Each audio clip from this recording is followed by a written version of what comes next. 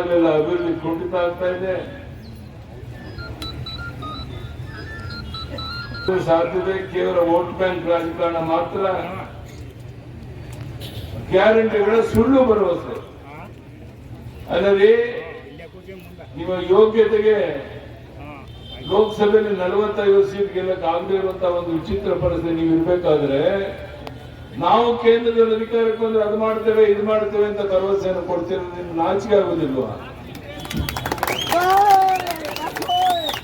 ನಾನು ಒಂದೇ ಮಾತನ್ನು ಕೇಳ್ತೀನಪ್ಪ ನಿಮ್ಮ ಮೂಲಕ ಅವ್ರನ್ನ, ನಿಮ್ಮ ಮುಂದಿನ ಪ್ರಧಾನಿ ಅಭ್ಯರ್ಥಿ ಯಾರು ಹೇಳಿ ನೋಡೋಣ. ಯಾರೂ ಇಲ್ಲ. ಆದರೆ ಬೊಬ್ಬೆ ಹೊಡೆಯುವುದನ್ನ ಬಿಟ್ಟಿಲ್ಲ. ಬಂಧುಗಳೇ, ಸರ್ಕಾರ ಏನ್ ಕೊಟ್ಟಿದೆ? ನಾಡಿನ 54 ಲಕ್ಷ ಅನ್ನದಾತ ರೈತರಿಗೆ